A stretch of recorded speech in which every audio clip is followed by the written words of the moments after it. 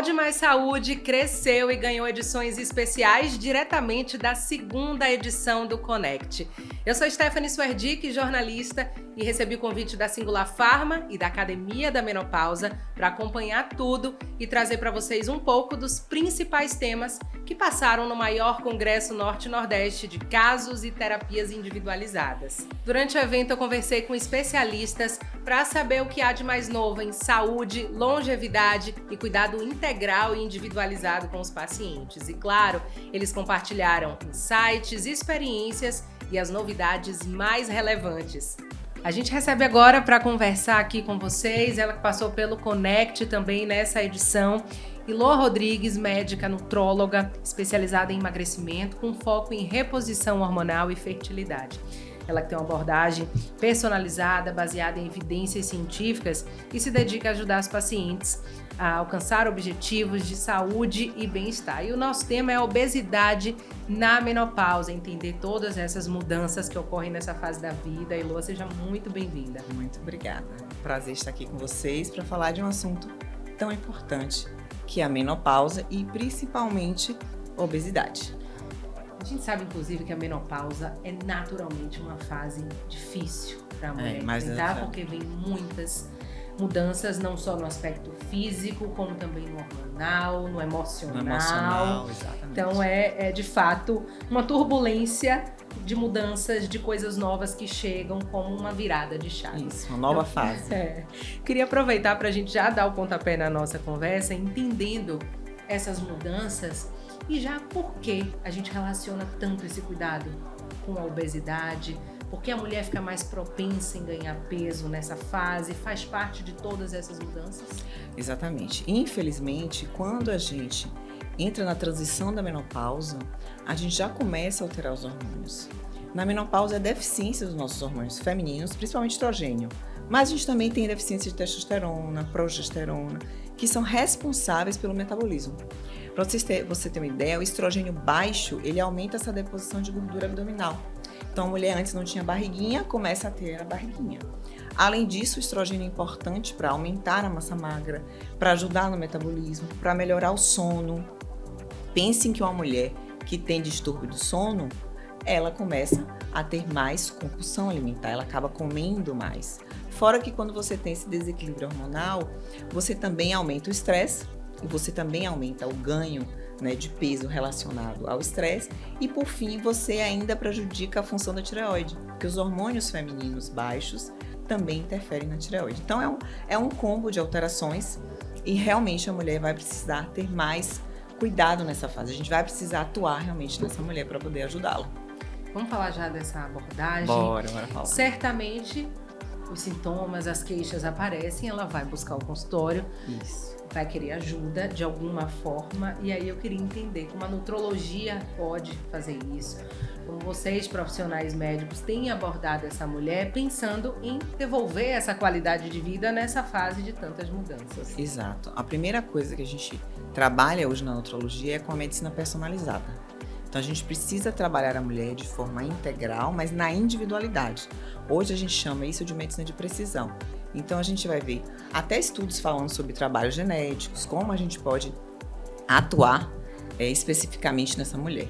E o ponto principal das terapias é sempre tentar preservar a massa magra para a gente poder melhorar esse metabolismo e ela parar de engordar, melhorar as deficiências nutricionais, porque a nutrologia trata justamente isso, né? Os micronutrientes, né? A parte toda de vitaminas, os antioxidantes, que são importantíssimos para essa mulher. Ajudar ela a fazer uma dieta mais anti-inflamatória, uma dieta voltada, né, para a preservação de massa magra, como por exemplo a dieta mais proteica.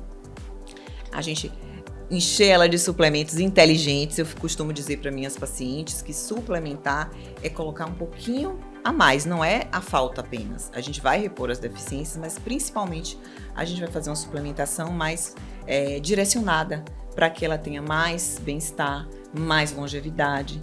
Então eu utilizo muito nutracêuticos que são excelentes, né, como por exemplo o resveratrol, não sei se você já ouviu falar, que é um nutracêutico que melhora inclusive essa ativa os genes da longevidade. A gente vai utilizar antioxidantes, como por exemplo coenzima Q10, nós sabemos que melhora a disposição, a energia, a mulher precisa disso nessa fase.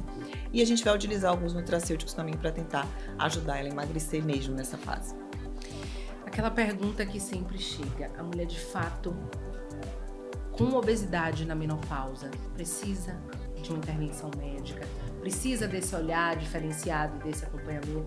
A gente sabe que muitas, né, iniciam esses sintomas, acabam inclusive se acostumando em conviver com aquilo e demoram de pedir ajuda. Procurar ajuda, sim. Essa intervenção médica, esse olhar é importante. Vamos falar um pouquinho disso para chamá-las, né, para esse autocuidado. Para esse autocuidado. Lembre-se que quando a gente pensa em obesidade, a gente já pensa em doença. Então não existe você achar que a obesidade não é uma doença crônica, ela é. Então por si só ela já deve procurar ajuda médica. Na menopausa, se você não trata a obesidade, junto com a deficiência hormonal, você aumenta o risco de doenças metabólicas. Então você aumenta, por exemplo, o risco de gordura abdominal, né, nessa região, aumenta o risco cardiovascular. Você aumenta o risco de ter resistência à insulina. Nós já sabemos isso através dos estudos. A mulher na menopausa aumenta o risco de ter diabetes. A gente vai ter alterações lipidêmicas, por exemplo, se tem mais aumento de colesterol nessa fase, por causa da deficiência hormonal. Você vai ter, inclusive, alterações como hipertensão. Qual é a mulher que entra na menopausa e não já se preocupou? O nível tensional já começou a alterar. Então, não tem como a gente não tratar essa mulher. E a gente vai tratar essa mulher, eu sempre costumo dizer, dividir em fases. A gente vai tratar ela com a terapia hormonal, sempre. Lógico, se ela tiver indicação, porque existem algumas contraindicações.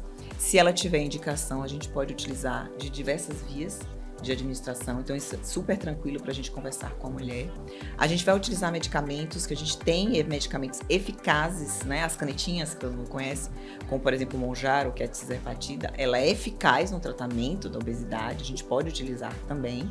E por fim, a gente vai fazer esse uso de nutracêuticos, essa nutrologia ligada às deficiências, a tratar as deficiências nessa fase.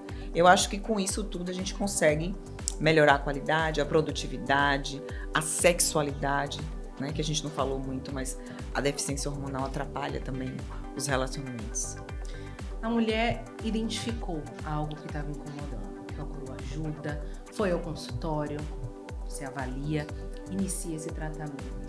Quando ela volta, que mulher é essa? O que acontece depois de fato dela aderir ao tratamento, à orientação médica? Iniciou, como a gente falou, às vezes necessária a reposição, uma suplementação também. Devolve a autoestima Devolve a vida dessa mulher. O que eu escuto, assim, que a gente não falou no início, mas eu tenho muitas pacientes que chegam no consultório dizendo: eu não me reconheço. Eu não reconheço meu corpo, eu faço atividade, eu tenho a dieta equilibrada e eu não consigo mais emagrecer, eu engordo com facilidade. Eu olho no espelho e não me reconheço. Eu escuto mulheres falando: doutora, a senhora recuperou a minha autoestima.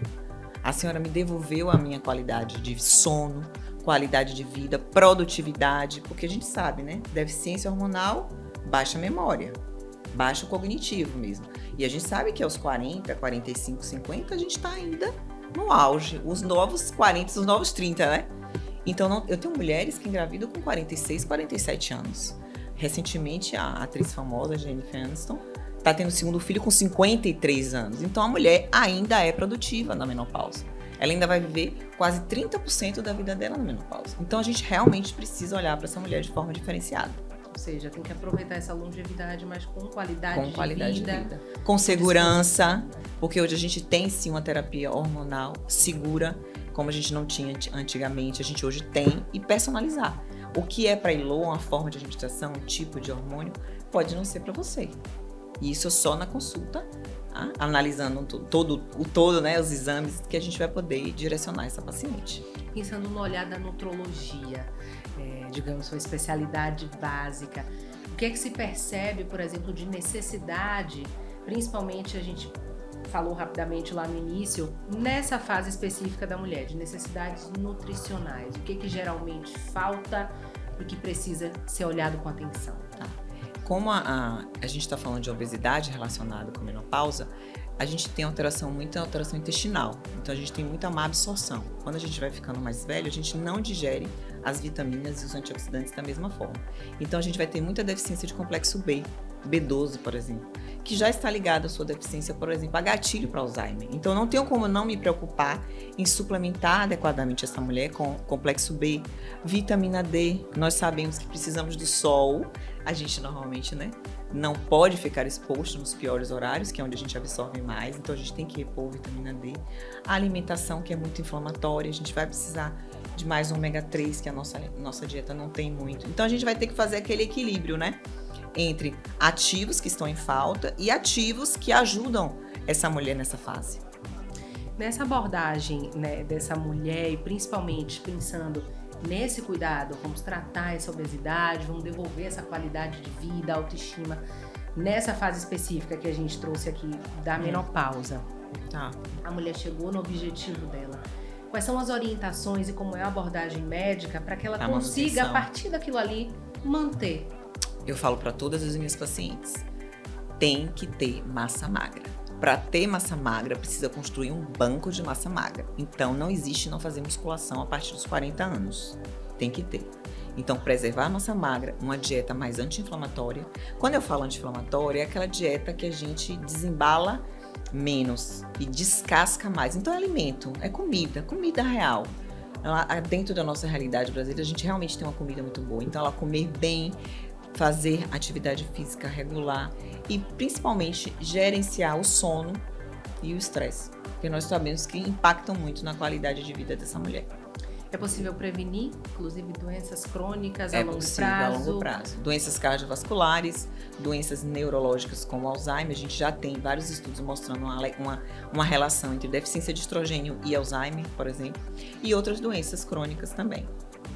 Ou seja, uma mulher direcionada, cuidada, certamente ela vai atravessar essa fase com qualidade, com mais tranquilidade. Com mais tranquilidade, sem dúvida nenhuma. Elô, eu queria agradecer sua participação aqui, especialmente trazendo essas informações, chamando essas mulheres para se cuidarem, olharem realmente para elas, para essas necessidades, para que essas queixas cheguem, para impulsioná-las. Não deixe de procurar ajuda. Né, para procurar essa ajuda. O que você deixa de mensagem final? Eu tenho um lugar de fala, que eu estou vivendo a transição da menopausa. Então, o que eu posso dizer para quem está me escutando hoje é que não deixe de se cuidar, procure ajuda. Eu hoje vivo muito melhor, eu estou na minha fase, inclusive, de autoestima muito melhor do que quando eu tinha 30 anos de idade. Então, hoje, com a medicina personalizada e de precisão, a gente consegue, sim, melhorar a qualidade de vida dessas mulheres e devolver, além da autoestima, né? Eu acho que é uma das coisas principais, a produtividade. Nós somos mulheres com 40 a mais, extremamente produtivas, trabalhando no auge ainda da profissão. Com certeza, e que seja com muita vitalidade, Exatamente. que essa longevidade chegue aí com muita qualidade de vida também. Foi um prazer, muito obrigada. Obrigada.